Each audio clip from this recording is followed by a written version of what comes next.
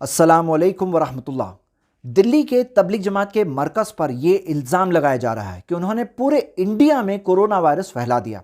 Main stream media headlines carry कर रही है कि यह कोरोना जिहाद चल रहा है और धर्म के नाम पर अधर्म चल रहा है। ट्विटर पर ऐसी ट्रेंड्स चल रही है। आइए देखते हैं हकीकत क्या है। मैं आपके सामने जो बात रख रहा हूं इसके प्रूफ के तौर पर कमेंट्स में और डिस्क्रिप्शन में 22 लिंक्स मैंने दिया है, उसमें मेरी बातों का प्रूफ है। 3 तरह के इल्ज़ाम लगाए जा रहे हैं। सबसे पहला इल्ज़ाम कि इतने सारे लोग वहां क्या कर रहे हैं अभी। दूसरा इल्ज़ाम कि 13 से 15 मार्च उन्होंने जो प्रोग्राम रखा था वो प्रोग्राम रखा क्यों। और तीसरा इल्ज़ाम वहां फॉरेनर्स क्यों थे।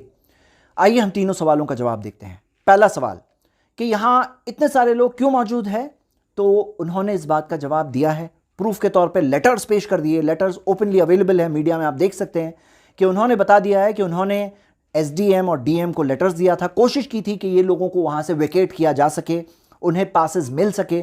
सबसे बुनियादी बात यह है कि जब 24 तारीख को जब हमारे प्राइम मिनिस्टर ने 21 डेज का लॉकडाउन अनाउंस किया तो कोई एडवांस नोटिस दिया था? अगर दिया होता तो बात होती थी, तो ब्लेम कर सकते थे। लेकिन जब एडवांस नोटिस नहीं दिया कि 3 दिन 4 दिन 5 दिन का नोटिस है, जहां कहीं पहुंचना है पहुंच जाओ, उसके बाद बाहर नहीं मिलना, तो बात थी। लेकिन जब एडवांस नोटिस नहीं था, इसी वजह से लाखों लोग घर से बेघर हो गए। उन्हें अपने डेस्टिनेशन तक पहुंचने में ट्रेन्स बंद मिली, बसेस बंद मिली, चल रहे हैं, पैदल पहुंच रहे हैं, खाने का इंतजाम नहीं है। इतना बड़ा ह्यूमैनिटेरियन क्राइसिस क्रिएट हो गया। जिस तरह से नोटबंदी के टाइम पर कोई एडवांस नोटिस नहीं था, इस बार भी कोई एडवांस नोटिस नहीं था, और इस वजह से सारे प्रॉब्लम्स हुए। इस वजह से तबलीग जमात वालों का भी प्रॉब्लम हुआ। वो तो बता रहे हैं कि उन्होंने कोशिश की और नहीं कर पाए, नाकाम हो पाए, और ये अंडरस्टैंडेबल है गिवन सर्कमस्टांस में। उन्होंने कोट किया है कि मोदी जी ने कहा था, 21 तारीख की बात है, कि जो जहां है वहीं रहे। 28 तारीख को केजरीवाल ने कहा था जो जहां है वहीं रहे। दोनों के रेफरेंसेस मैंने लिंक में दिया है। तो ये एक मजबूरी की बात है। अगर हम इन्हें ब्लेम कर रहे हैं तो क्या हम आनंद विहार में जो लोग जमा हो गए थे, क्या उनको भी ब्लेम करेंगे? अरे कोई शौकिया थोड़ी जमा हुआ था, कोई वहां कोरोना वायरस के वायलेशन के लिए खास थोड़ी जमा हुआ था। वो मजबूर लोग हैं ना, जो लाखों लोग पैदल चल पड़े हैं। मजबूरी का मामला है। क्या वो लोग इसी तरह से क्या ऐसे ही जमा हो रहे हैं? नहीं, मजबूरी के तहत जमा हो रहे हैं।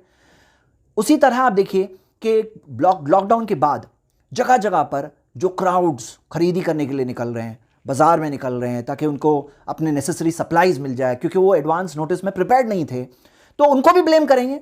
तो सही बात क्या है, मजबूरी का मामला था भाई। इस तरह से ब्लेम गेम करके क्या फायदा है? आप देखिए कि दिल्ली के अंदर जो स्कूल्स हैं कब बंद हुई?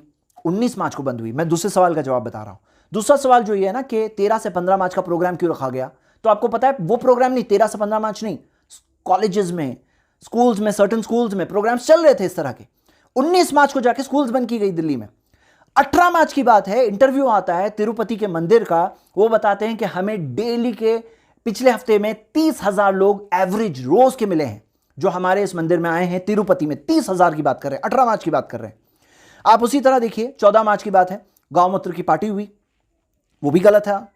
आप देखिए 21 से 23 मार्च की बात है, जब एमपी में गवर्नमेंट फॉर्म हो रही थी, उसकी इमेजेस कई सारी मौजूद है कि क्राउड जमा हुए थे, सेलिब्रेशन वगैरह, और गवर्नमेंट फॉर्मेशन के टाइम पर मिलना, मुबारकबादी। तो क्या कोरोना वायरस का सोशल डिस्टेंसिंग नहीं फॉलो हो रहा था तभी? आप खुद देखो 22 तारीख की बात है, जिस दिन जनता कर्फ्यू था, उस दिन की बात है, लोग थालियां बैंग करते हुए निकले थे। तो वो क्या था मामला? क्या हम इसके अंदर भी एक रिलीजियस इशू बनाएंगे? आप खुद देखो कि 25 तारीख की बात है, 25 मार्च की बात है, योगी आदित्यनाथ ने राम मंदिर के ताल्लुक से एक प्रोग्राम में शरीक हुए थे वहां पर, और वहां पे भी ऑडियंस जमा थी। तो सोशल डिस्टेंसिंग फॉलो हो रही थी? नहीं हो रही थी। जो फॉरेनर्स की बात हो रही है कि वहां फॉरेनर्स क्यों जमा थे, तो क्या हम सब भूल गए कि भाई फॉरेनर्स क्या सिर्फ वहीं थे? फॉरेनर्स पूरे इंडिया में आ रहे थे। कब तक? 13 मार्च की बात है। 13 मार्च जाकर गवर्नमेंट ने वीजा इशू करना बंद किया, उसके बाद आना बंद हुए। उससे पहले जो लोग एंटर हो चुके थे, 13 मार्च तक अंदर एंटर हो चुके थे, वो अंदर थे। आप खुद देखिए 15 मार्च की बात है कि उड़ीसा ने रेगुलेट किया, फॉरेनर्स को रेगुलेट किया कि वहां पर श्री जगन्नाथ का टेंपल और ऐसी कई सारे हिस्टोरिक साइट्स है, वहां पर जाने में फॉरेनर्स को रेगुलेट किया। 15 मार्च, 13 से 15 मार्च का अगर हम उनके ऊपर एतराज उठा रहे हैं, तो 15 मार्च का उड़ीसा पे भी एतराज उठेगा क्या? आप खुद देखो कि 13 मार्च का गवर्नमेंट ने क्यों स्टॉप नहीं किया। और क्या हम वो सारे बड़े बड़े पर्सनालिटीज को भूल गए, फॉरेन टूर करके आने वालों को भूल गए, जो कनिका कपूर वगैरह जो कोरोना वायरस पॉजिटिव टेस्ट हुए? क्या हम पूरा के पूरा ब्लेम अभी तबलीग जमात के ऊपर डालने वाले हैं? ये इंसाफ की बात है क्या? आप खुद देखिए कि इंडिया के अंदर जो इतने जो केसेस कहीं पर पॉजिटिव मिल रहे हैं, उसके पीछे भी एक बात है। आप ये बात को समझे प्लीज। देखिए इंडिया एक वो ऐसी कंट्री है दुनिया की जहां पे सबसे कम टेस्टिंग हुई, वन ऑफ द कंट्रीज जहां सबसे कम कोरोना वायरस टेस्टिंग हुई। कितना कम? 10 लाख लोगों में 18 लोगों का रेफरेंस नीचे मौजूद है। 18 लोग 10 लाख लोगों में। अब ये जहां टेस्टिंग ज्यादा होगी वो ग्रुप के अंदर ज्यादा लोग पॉजिटिव निकलेंगे। मिसाल के तौर पे आप कोई मंदिर को ले लो, और नहीं करना चाहिए रिलीजियस तौर पे टारगेट ऐसा, लेकिन अगर कहीं पे किया जाए तो वहां आपको वो टारगेट सर्कल में ज्यादा लोग मिलेंगे, जहां टेस्टिंग ज्यादा होगी वहां ज्यादा लोग पॉजिटिव निकलेंगे। तो हमें समझना चाहिए कि इस चीज के अंदर हम एज अ कंट्री क्या कर रहे हैं। हम आप आपस में एक दूसरे को बांट क्यों रहे हैं भाई? आज जब लोग होमलेस है, खाना नहीं है, सब लोग खड़े हैं ना एक दूसरे के लिए, खाना खिलाने में सब लोग खड़े हैं। जगह जगह की बात है कि मुस्लिम्स खड़े हैं, कोई धर्म पूछ पूछ के नहीं खिला रहा है कि तुम मुस्लिम हो हिंदू हो। हिंदू कर रहे हैं, बुद्धिस्ट कर रहे हैं, सिख कर रहे हैं, सब लोग कर रहे हैं। अरे भाई प्रॉब्लम है तो सब मिलके फेस करेंगे कि आपस में इस तरह से बटेंगे? हो क्या रहा है ना, जब कंट्री में उठाया गया सवाल गवर्नमेंट के ताल्लुक से कि ऐसा सडनली फैसला क्यों किया गवर्नमेंट ने, और जब इस तरह का प्रेशर बिल्ड हो रहा था, तो ये इशू मीडिया ने उठाया, एक कम्युनिटी को टारगेट किया, कोरोना जिहाद का टाइटल इन्वेंट किया, और इस तरह से ये नफरत फैलाने का काम कर रहे हैं। अब हम सबकी जिम्मेदारी क्या बनती है? हम सबकी जिम्मेदारी बनती है कि हम इस माहौल को रोकें, हम इंसाफ की बात करें, हम लोगों तक सही बात पहुंचाएं, और हम सब खड़े हो जाएं मिलकर मोहब्बत और अंडरस्टैंडिंग के साथ। इस तरह से हम इस कंट्री को बचाने की कोशिश कर सकते हैं कोरोना वायरस से। आखिर में कुरान का एक वर्स बोल के ख़त्म करूंगा, सूरह मायदा सूरह 5 आयत नंबर 8। इसके अंदर आता है कि किसी भी कौम की नफरत तुम्हें उन पर जुल्म की तरफ आमादा ना कर दे। इंसाफ करो, ये ऊपर वाले के डर का रिक्वायरमेंट है। तुम ऊपर वाले से डरते हो, इंसाफ करो मेरे भाई।